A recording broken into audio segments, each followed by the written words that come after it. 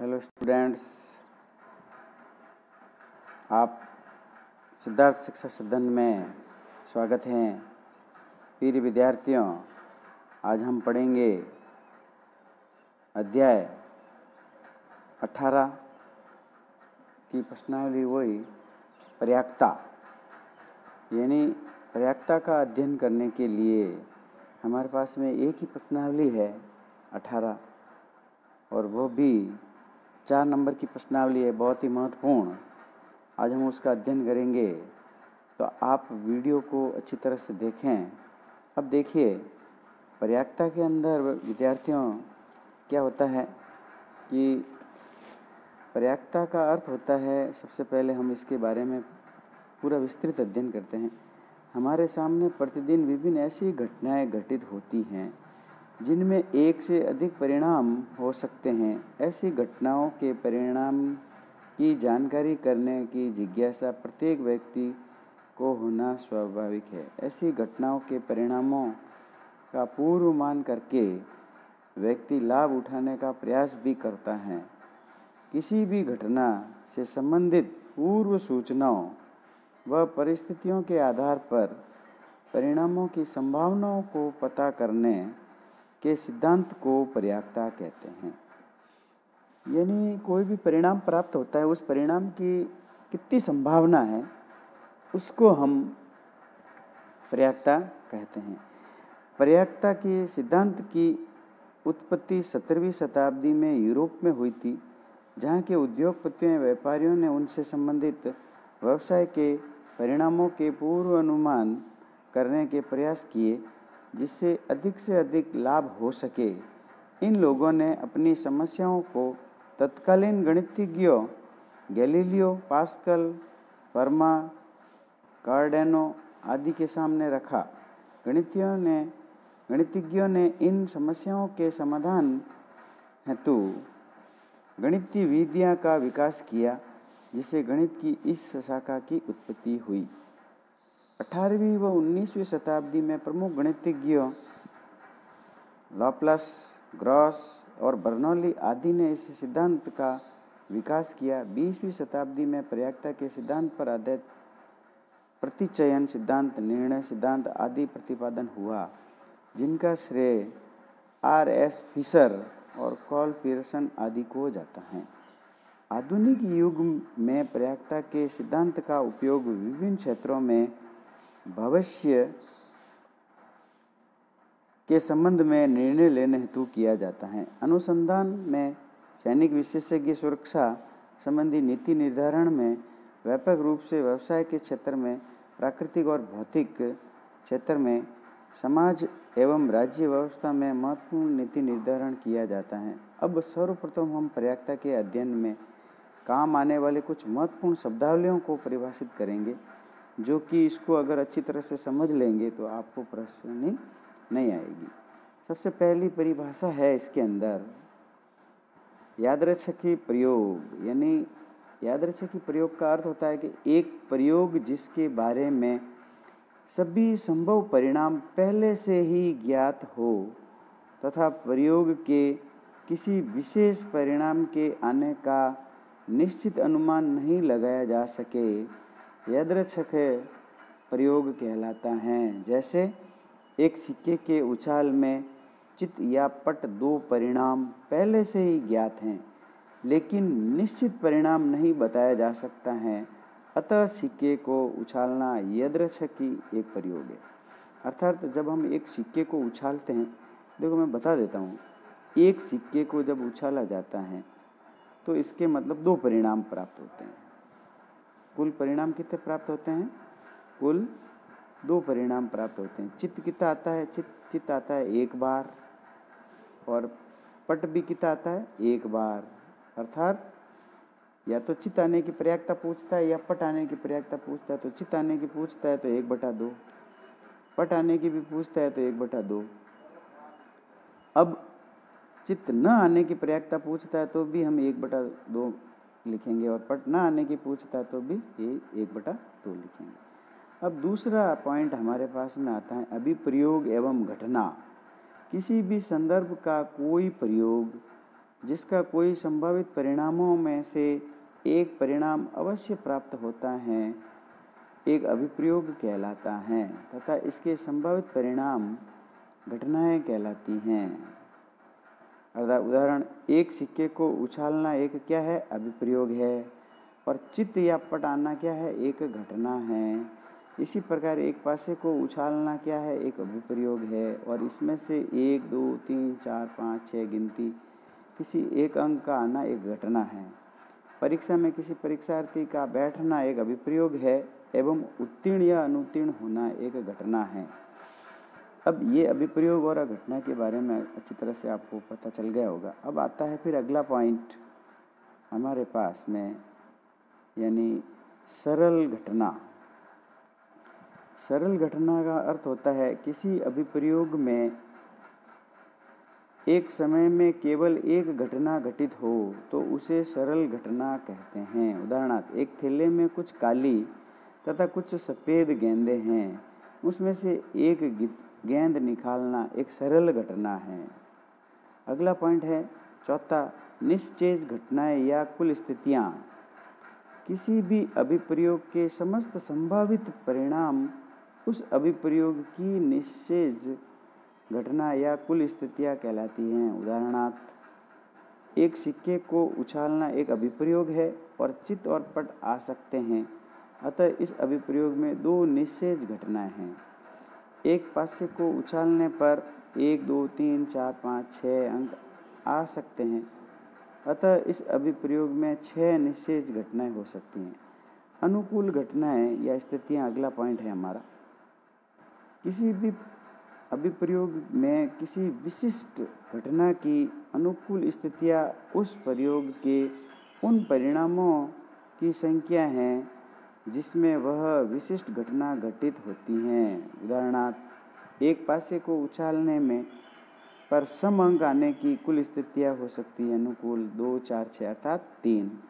अब हम इसका पर्यायता निकाल सकते हैं 3/6, यानी जो परिणाम जो प्राप्त होते हैं वो हम ऊपर लिख देंगे और कुल संख्या होगी उसको नीचे लिखेंगे, यानी नीचे क्या लिखेंगे? कुल, और जो परिणाम प्राप्त होंगे उसको हम ऊपर लिख देंगे।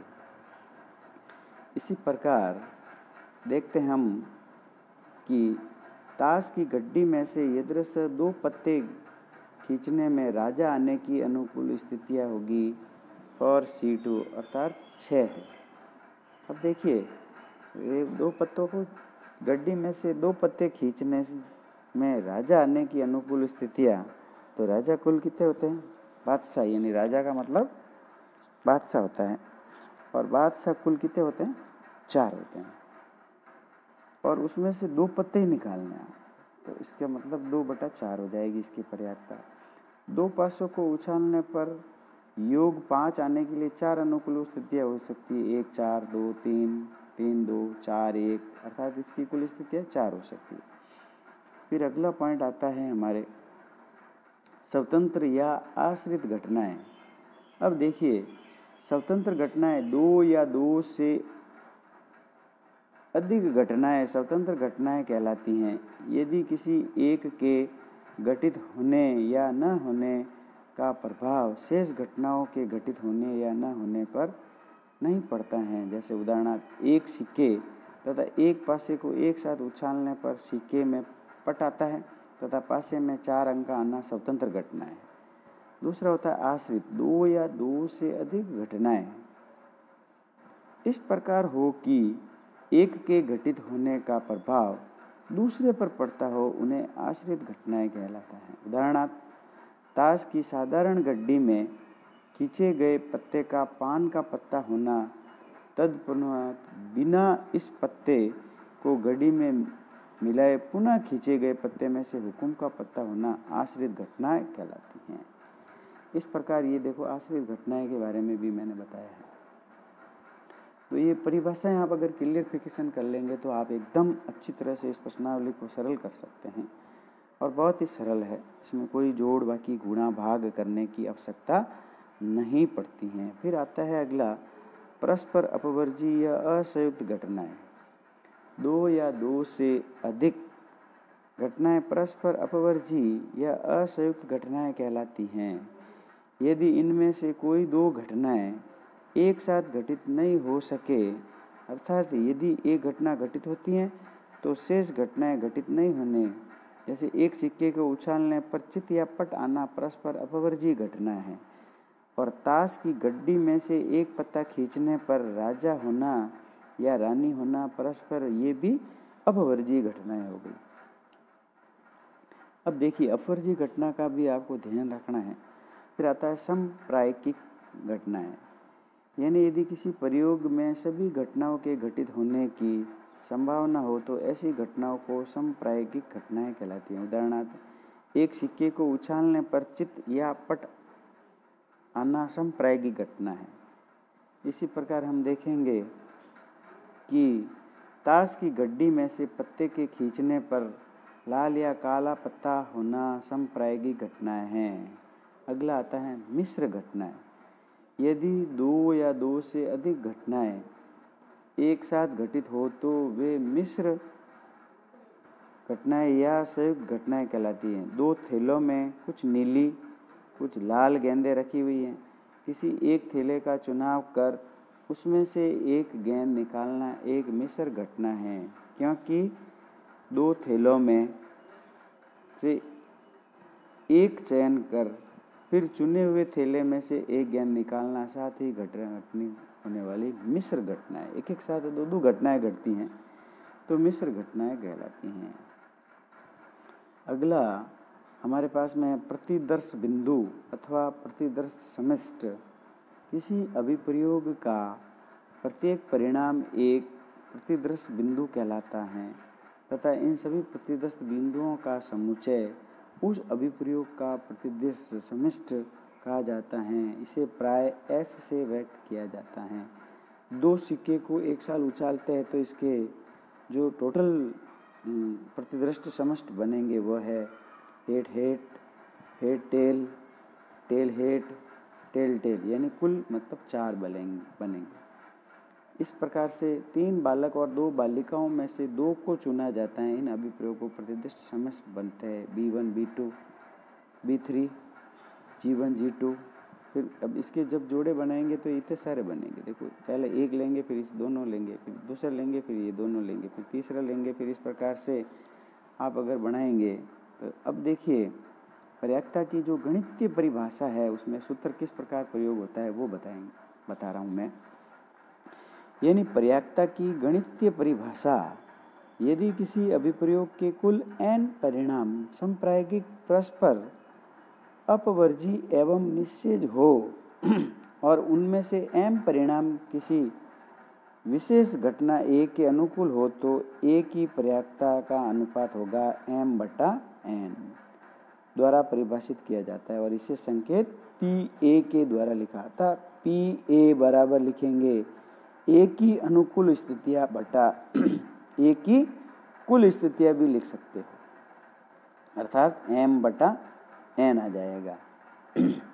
यदि किसी अभिप्रयोग में घटना A के घटना निश्चित हो तो यानी PA बराबर 1 हो जाएगी यदि निश्चित है तो, और यदि किसी घटना A के घटने की संभावना नहीं है, असंभव है, तो हमेशा इसकी पर्यायकता 0 हो जाएगी। अर्थात पर्यायकता का जो मान है वह हमेशा 0 हो सकता है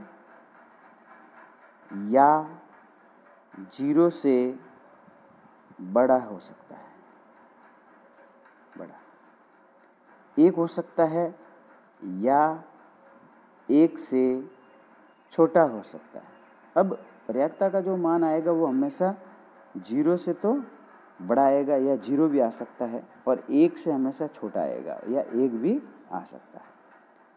इस प्रकार पर्यायकता का जो भी मान निकालेंगे आप P, जैसे आप PA बराबर निकाल रहे हैं तो ये हमेशा अंश हमेशा क्या आएगा, छोटा आएगा, और हर हमेशा बड़ा आएगा, यानी बट्टे वाली संख्या हमेशा बड़ी आएगी। और ये आपको अच्छी तरह से ध्यान रखना है कि PA बराबर उत्तर आएगा, जो अंश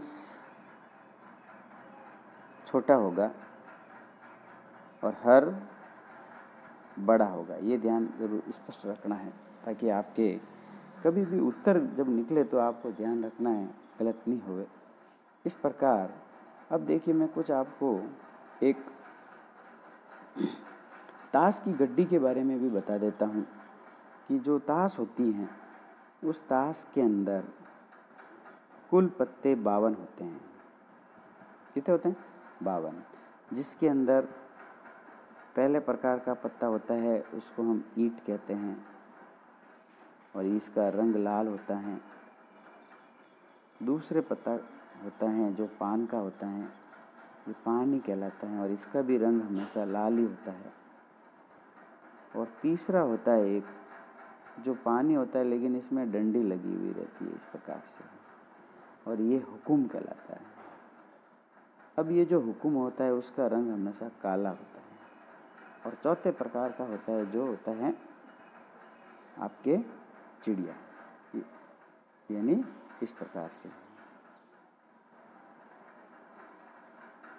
और ये चिड़िया ही बोला जाता है इसको, और इसका रंग भी काला होता है। अब देखिए, दो तो लाल कलर के होते हैं, दो काले कलर के होते हैं, जिसमें एक को ईंट बोला जाता है और एक को पान बोला जाता है। ये लाल कलर के होते हैं। हुकुम और चिड़िया काले कलर के होते हैं। ये आपको ध्यान रखना है। अब फिर इसके बाद में आपको ये ध्यान रखना है और कि इसके अंदर हर एक में एक एक इक्का होता है। तो कितने इक्के हो गए? 4। ये लाल के इक्के हो गए, ये काले के इक्के हो गए।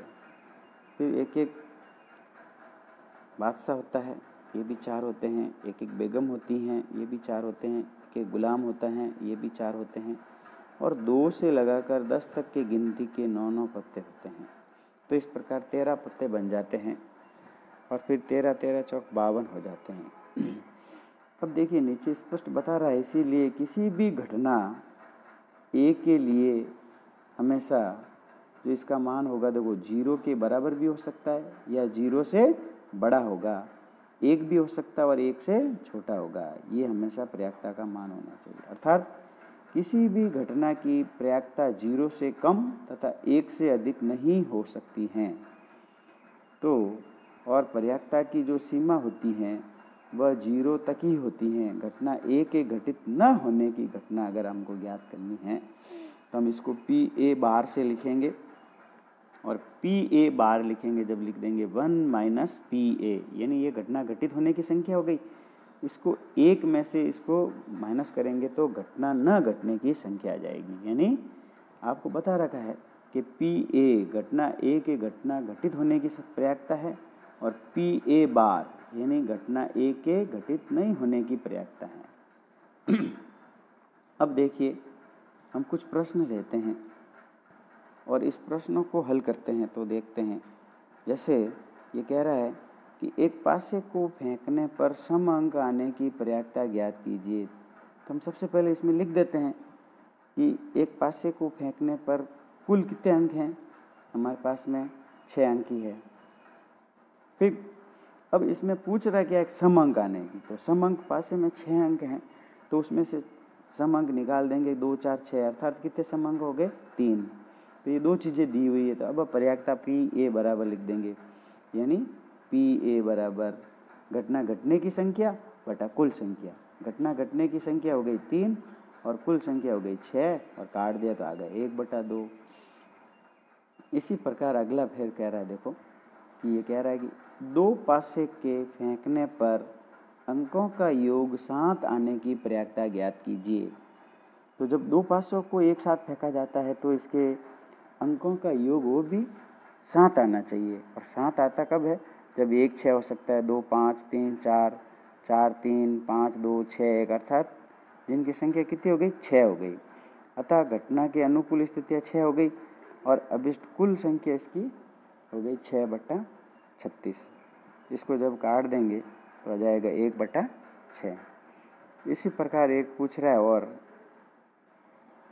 कि यदि एक लीप वर्ष के यदरक्षा का चयन किया गया हो तो इस वर्ष में 53 रविवार यानी इस वर्ष 53 सोमवार होने की प्रयाक्ता ज्ञात कीजिए। तो हमें ज्ञात है कि लीप वर्ष में 366 दिन होते हैं, अर्थात 52 पूर्ण सप्ताह हो गए और 2 दिन शेष बच गए। इन दिनों की 7 संभावनाएं हो सकती हैं, जिसमें सोमवार मंगलवार आ सकता है, इस प्रकार ये। तो अतः प्रयुक्त घटनाएं 7 हैं, इसीलिए इन दोनों में से अनुकूल घटनाएं कितनी हो गई? 2 हो गई। तो अर्थात इसकी अभिष्ट जो पर्यायता हो जाएगी वह अभिष्ट पर्यायता हो जाएगी अनुकूल स्थितियाँ 2/7। तो ये इसकी पर्यायता आ जाएगी। इस प्रकार हम इसका उत्तर निकालते हैं। बाकी क्या अगला कल के वीडियो में, आगे के वीडियो में पढ़ेंगे।